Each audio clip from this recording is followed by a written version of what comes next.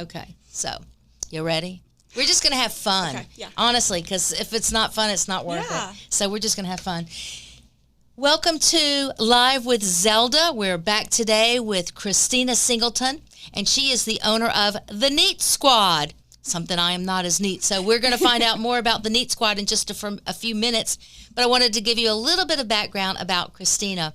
Christina is from South Florida, and she got her underground contractor's license, and she worked with her parents, and she was the co-owner of their company for a while. And then she discovered photography. That's kind of one of our loves in our family, but I'm no good at photography.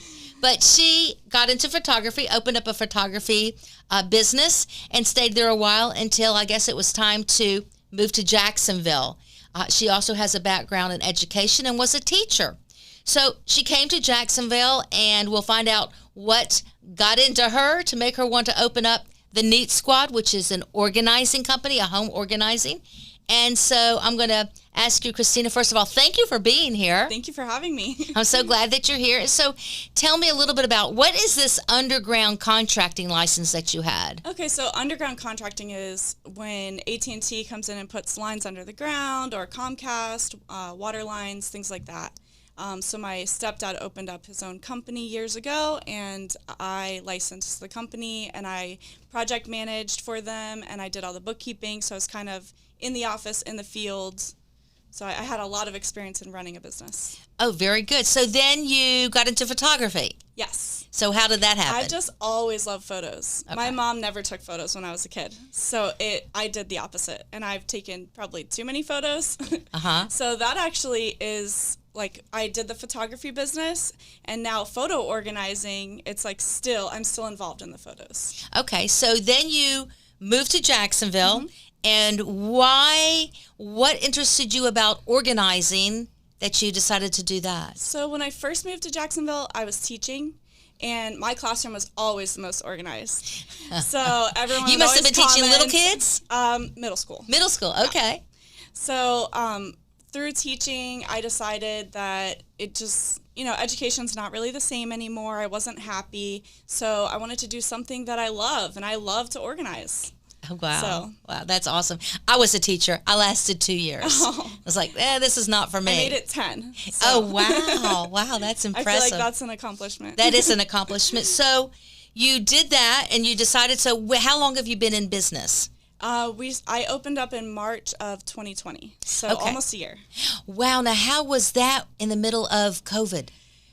It was scary, definitely scary. At least it wasn't the year prior when everything had first shut down, so people had already started adjusting to, wearing masks and allowing people a little bit closer, and the original scare of COVID kind of had passed at the time that I was starting my business, and then Delta came back around again. So, and I actually, I did get Delta and had to close business for a few weeks, and that was really scary because starting a new business and then having to start all over again, like that was So scary. was it easy to get clients? I mean, when this started, everybody was going back to home offices. So I'm thinking they're like, oh my gosh, I need to get organized. So was that did it bring in the business for you? Yeah, actually, and I mean, people find me on Thumbtack or my website, and I did a lot of background business stuff before I even opened my doors. Smart. So it just kind of worked out, and yeah, I'm super busy. I love it. It's just... So I know in reading about you, you said that you like to do photos, organizing, and in-home organizing. What are some of the things that you can tell people? I know when I sell homes, it's interesting to go into their homes, and have you ever opened up a closet and gone, oh my gosh? Yeah. It's like, Yeah. what's that like? When you organize someone's home, how do you go about that? So pretty much any space that I organize, I'm going to take everything out anyways. It's just, how much stuff is there determines how long it's going to take it all out and go through it. If the homeowner, most of my clients are involved with me, and we sit, step by step. I hand you an item. You decide, are you keeping it? Are you donating it? Are you throwing it away? Is it broken, expired? So we kind of like, when we're taking everything out, we sort it at that time. And the things that we're keeping, we put into categories. So then you have all these little, piles of things, and that's when you put them into the bins. So that's why most people have the cute bins and containers. Yes. Because it's easier when you can see all of your, I don't know, I'm drawing a blank. All of your items, like your noodles are all in one bin. Your rice is all in one bin. It's all easy to find. I went into a home because I obviously in real estate, I opened up a closet and it was so organized. It blew me away. They had beautiful wicker baskets that you couldn't see in them, but then they were all labeled twin sheets. I love twin pillowcases. I mean, everything was so organized. It made me want to go home and go get some pretty baskets. I did not, but it sure made me want to go do that. So I also know that one of the things that I used to tell people is their closets, when you're selling a home, they're such a mess. Yes. But hey, you live there. But how do you advise people to organize a closet? I know I used to tell them to take out seasonal things and put things in color. Absolutely. But now I actually read something where it says don't put things in color. I do. Okay. I do too. I tell them put things in. So you still want to categorize. So you want all your work stuff together so it's easy to find, but then I color code within the work stuff. But if you're selling a home, then I advise that you take more items out. So anything that you're not going to wear in the next, say, 3 months, I would take it out. Even if you're keeping it, put it in storage. If it's, all your winter clothes or summer clothes and it's winter, because people want to come in and they want to see the space and they want to imagine themselves in that space. And so if it's overcrowded, then people won't want to for sure to use that closet. I've actually gone so far as to tell them take your empty luggage if you're not traveling and put your clothes in the luggage, because that way you think luggage is your clothes, and then if you need to find something, you don't have to go through a million boxes. You can go to your luggage and you're going to find it. Yeah, that's a really good idea. So what are some other tips you can give people for organizing their homes? So, with your homes, as far as like for moving or just in general? Just in general, some tips. So I would start slow, start small. If you have a small pantry, start there. I would not try to tackle a whole room at one time. Just pick an area, focus on that, take everything out of that space, and, do your sorting. Am I keeping? Am I throwing away? Am I donating? Take everything out of the closets and yes. Put it all in the middle. But just one space at a time. So if you're doing the closet, just the closet. Okay, that's not too overwhelming. Yep. Okay. I mean, it's going to look bad before it gets good, so it's going to look crazy. Most but things. That's okay. It's normal. Okay. So do that. And now, what's usually the messiest room in the house that you see? Closets. Because people just shove things in there. Yeah. And close the door. My messiest room is the garage.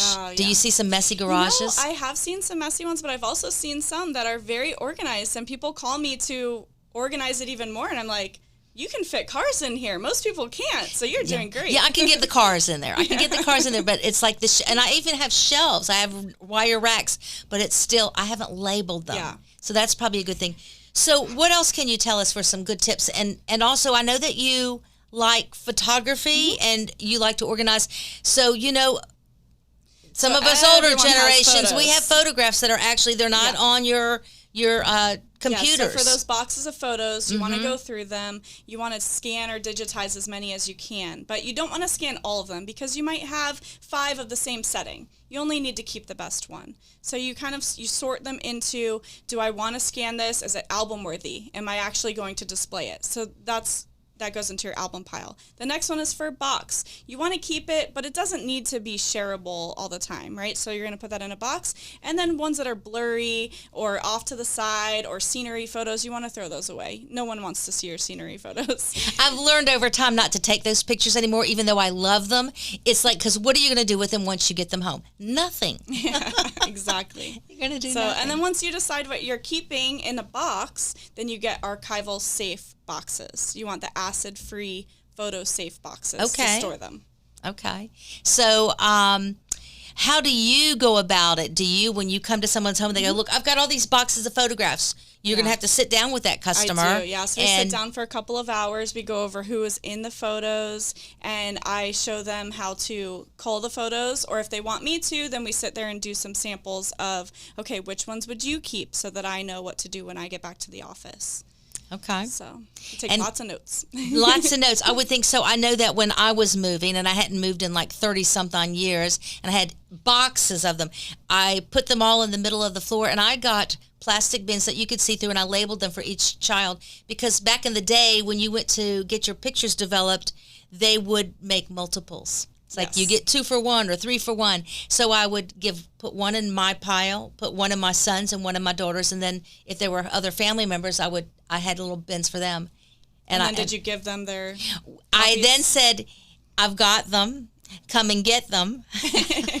My mom did the same thing to me. They didn't come and get them. So after a while, I picked up the bins and said, here's your pictures. And they could do what they wanted with them. And they're probably in their garages now. My mom did that to me. She brought me a box of photos and said, here you go. It's not my problem anymore. That's right. That's I'm right. like, yes. Yes, that's your thing. Yeah. So, and a lot of people, I know they do the scrapbooking. So that would be a nice little gesture. Yes. So the scrapbooks are so big and bulky. And if you move a lot, it's a hassle. Yes. So I do suggest that you scan the photo books, but you can't do that on a typical flatbed. You have to actually use a different method. So how do you go about doing that? So I use a camera scanning setup. So it's actually a digital camera, or like a DSLR, high tech, and it's a macro lens, so it takes really good shots, and you get the whole 12 by 12. And you do that too? Yes. Oh, wow, because I always thought you had to, again, find somebody who does that, That's send me. it away. Now it's like, I didn't know that you did that. That's awesome. And then what, is it on a little flash so we drive? can put it on an external hard drive or a flash drive. Okay. Because that was another thing, is like when they first started, I mean, technology is just always evolving, and so it used to be a little floppy drive, and you put it on that. Well, now you don't put those anywhere. And CDs. You want to get rid of your CDs. So how do you? Flash drives. I mean, are our flash drives going to go out? Probably. Yep. You can't win. I know. But you also want to have a cloud-based backup. Okay. So you definitely want to have 2 different types of media, because technology does fail. And I've actually had a hard drive fail on me, which was devastating because I had tons of photos on it. So you want to make sure that you have 2 copies. So if you have 2 hard drives and 1 offsite. Okay. So if there's a fire at your house, it's safe. safe. So how do you organize them when you want to pass them down to the children who don't probably want them, but we're going to go down that way. So when you're trying to identify who's in a photograph, and now you're digitizing it, how would you know who's in that photograph when you're taking the picture of it to digitize it? So when I meet with the client, we take notes. And so I'll ask, who's in this photo, and I'll try to put that person together so I remember who is in which photo. And then I just mark keywords onto the photo. So when you're going through your pictures and you look at it, you go, Aunt Margaret. Yep. So you can search keywords or people's names. Yep. Just like in your iPhone, when you can search for people's faces, how it auto-populates that now, I can do that to your photos. Like, it sets it in.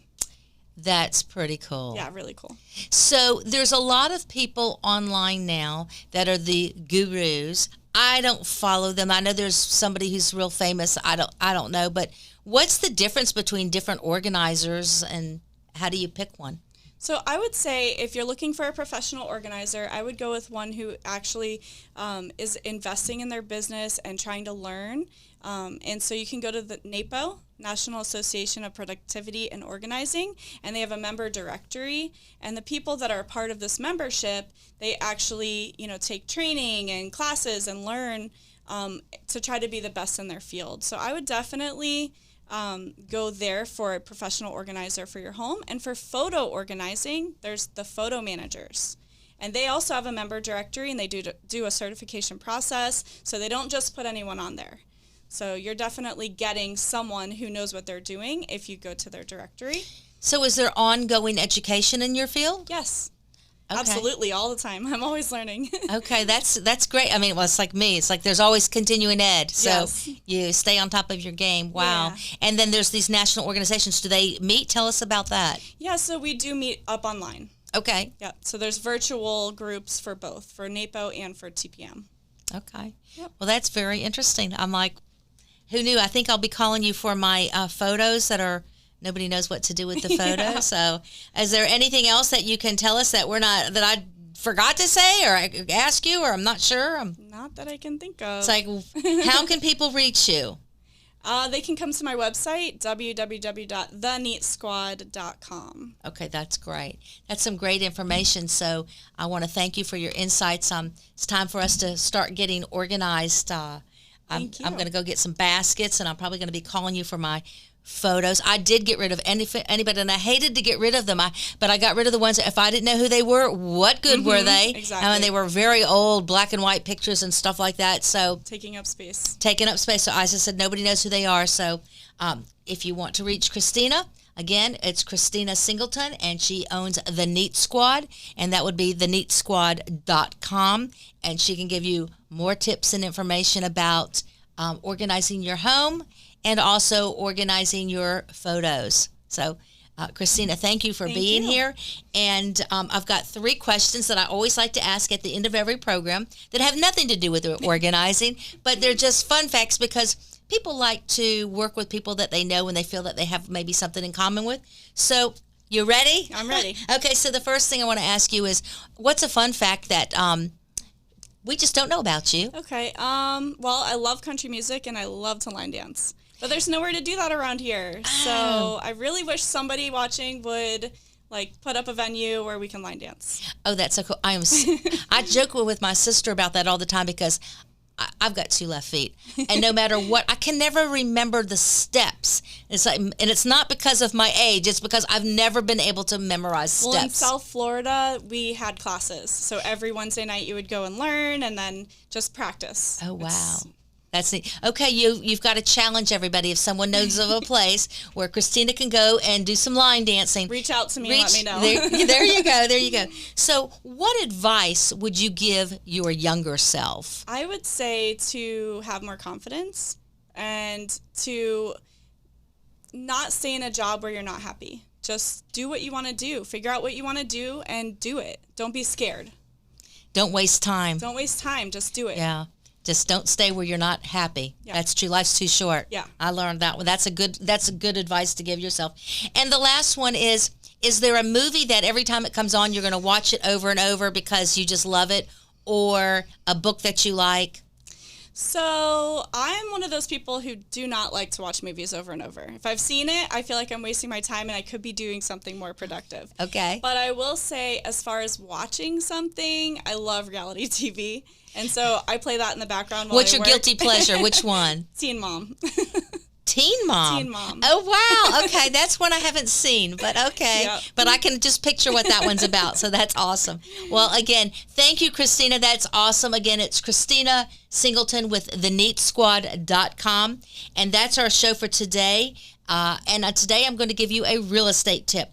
So I've been looking up some statistics, and I found out that I compared 2020 to 2021, and I looked at the median number of homes that were sold in those 2 years, and it increased from one year to the next approximately 12%. Now, this is not nationwide. This is within our communities, and by that I mean St. John's, Clay, Duval, this area, and also it included Nassau County. And I only looked at residential single-family homes and condos, so I didn't look at vacant land and rentals. I didn't look into that space. I just looked at the single-family homes and the condos and townhouses. So it increased by 12%, and the numbers actually were like 35,500. Let me look at my note. 35,509 in 2020, and in 2021 it was 39,646 homes. So that's a nice little bump up, and they're expecting a nice bump up again this year. Not maybe quite as high as 12%, but it's still going to be higher. Best time to sell a home or list a home is right around the corner in April, and they'll be sold by May. So if you know someone who is thinking about buying or selling, let's discuss your real estate needs. You can contact me, Zelda, at 904-524-5053 or on the web at gozelda.com. So just remember, I'm never too busy for your referrals. Go Zelda!